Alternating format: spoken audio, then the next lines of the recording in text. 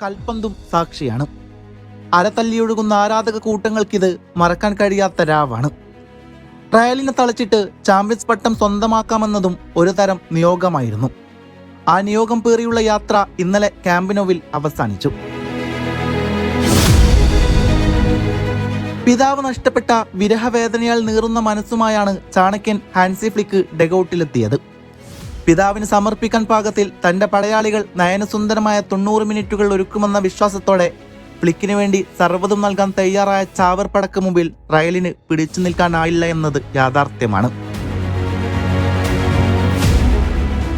Rashford free കിക്കിലൂടെ ആദ്യ signal തന്നതാണ്.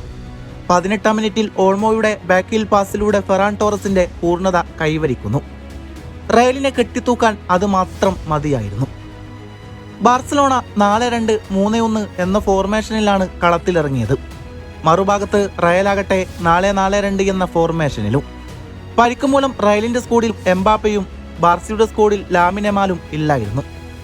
മത്സരം തുടങ്ങി ആദ്യ മിനിറ്റ് പിന്നിട്ടപ്പോഴേക്കും വിനീഷ്യസിലൂടെ റയലിന്റെ പരീക്ഷണമെത്തി.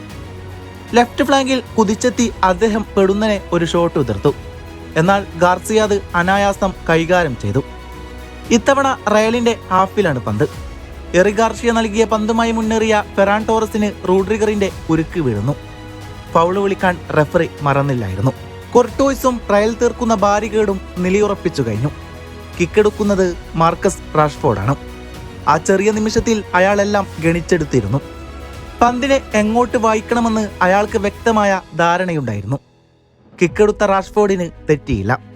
കൊർട്ടോയിസിന് എത്തിപ്പിടിക്കാൻ കഴിയാത്തക്ക വിധം പന്ത് ടോപ്പ് കോർണറിലേക്ക് പായിച്ച് റാഷ്ഫോർഡ് ബാർസലോണക്ക് ആദ്യ ലീഡ് സമ്മാനിക്കുന്നു.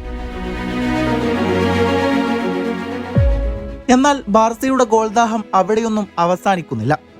17-ാം മിനിറ്റിൽ ഫെർമിൻ ലോപ്പസിലൂടെ ഒരു നീക്കത്തിന് തുടക്കം കുറിക്കുന്നു. ഓൾമോയുടെ നീക്കം മനസ്സിലാക്കി പന്തിനെ ഫെർമിൻ ബോക്സിലേക്ക് ഒഴുക്കുകയാണ്. ഓൾമോയുടെ ബാക്ക് ഹീൽ പിടിച്ചെടുത്ത് തന്റെ സർവ്വതും പന്തിലേക്ക് ആവായിച്ച് റയലിന്റെ ഗോൾ വല വീണ്ടൊരിക്കൽ കൂടി ബാർസലോണ കുലുക്കുകയാണ്. നൗ ബാർസ 2 റയൽ മാഡ്രിഡിനിൽ. ക്യാമ്പ് നൗ ആർത്തുല്ലസിക്കുകയാണ്. ഈ സീസൺ അവസാനിക്കുന്നതിന് മുമ്പ് ഓർമ്മയിൽ സൂക്ഷിക്കാൻ ഒരു നല്ല ചിത്രം തേടിയിറങ്ങിയ റയലിന് ഇവിടെ കാര്യങ്ങൾ കഠിനമാണ്. എംബാപ്പ ഇല്ലാത്തതിന്റെ പോരായ്മയാണെന്ന് പറയാൻ വയ്യ. അയാളും റയൽ മാഡ്രിഡും തമ്മിലുള്ള കണക്കുകൾ വളരെ പരിതാപകരമാണ്. 22-ാം മിനിറ്റിൽ ഗോൺസാലോ ഗാർഷ്യയുടെ ഷോട്ട് എത്തിയെങ്കിലും ബാറിനോട് തൊട്ടുരുമ്പി വെളിയിലേക്ക് പോയി. തൊട്ടു പിന്നാലെ ബെല്ലിംഗ്ഹാമിന്റെ പാസിന് വേഗത കുറഞ്ഞതോടെ ബാർസയുടെ ബോക്സിൽ അപകടം ഒഴിവാക്കുന്നു. 37-ാം മിനിറ്റിൽ ഫെറാൻ ടോറസിന്റെ ത്രൂ പാസ് റാഷ്ഫോർഡിനെ കണ്ടെത്തുന്നു. മൂന്നാമത്തെ ഗോൾ മണത്തതായിരുന്നു. മുന്നിലുള്ളത് ഗോൾ കീപ്പർ കൊർട്ടോയിസ് മാത്രം. എന്നാൽ റാഷ്ഫോർഡിന്റെ ഷോട്ട് ചെറുതായൊന്ന് പിഴക്കുകയായിരുന്നു. ഇടവേളക്ക് പിരിയുമ്പോൾ എതിരില്ലാത്ത 2 ഗോളുകൾക്ക് കാറ്റാലന്മാർ മുന്നിലാണ്. തിരിച്ചു വരണമെങ്കിൽ പോര് മുറുക്കുക തന്നെ റയൽ മാഡ്രിഡിന് ആവശ്യമാണ്. എന്നാൽ ക്യാമ്പിൻ അന്തരീക്ഷം അവരെ നല്ലതുപോലെ വേട്ടയാടുന്നുണ്ട്. മത്സരത്തിന്റെ 47-ാം മിനിറ്റിൽ ഫെർമിന്റെ ഷോട്ടിന് തടയിട്ട് കൊർട്ടോയിസ് കാവലാകുന്നു. തൊട്ടു പിന്നാലെ ഗോളിനായി കുതിച്ച ഫെറാൻ ടോറസിനെ അസൻസിയോ വീഴ്ത്തിയതിനെ തുടർന്ന് കാര്യങ്ങൾ കയ്യാങ്കളിയിലേക്ക് എത്തുകയാണ്. അല്ലെങ്കിലും ഒരടിയില്ലാതെ എന്ത് എൽ ക്ലാസിക്കോ പാരമ്പര്യമായി കെട്ടിപ്പോന്നതാണ്.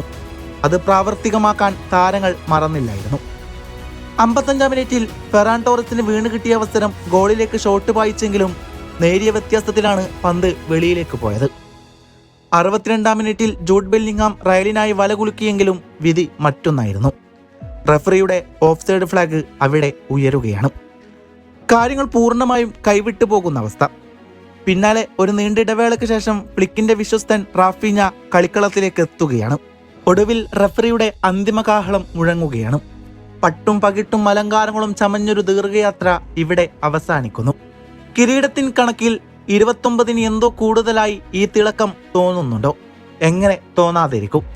ശത്രുപാളയത്തിൽ എതിരെ നിന്ന് റയൽ മാഡ്രിഡിനെ തളച്ചിട്ടല്ലേ ബാർസലോണ അധികാര പ്രഖ്യാപനം നടത്തുന്നത്. പ്രിയപ്പെട്ട ഹാൻസി ഫ്ലിക്ക്, ഹൃദയത്തിന്റെ അടിത്തട്ടിൽ നിന്നും 1000 നന്ദിയുണ്ട്.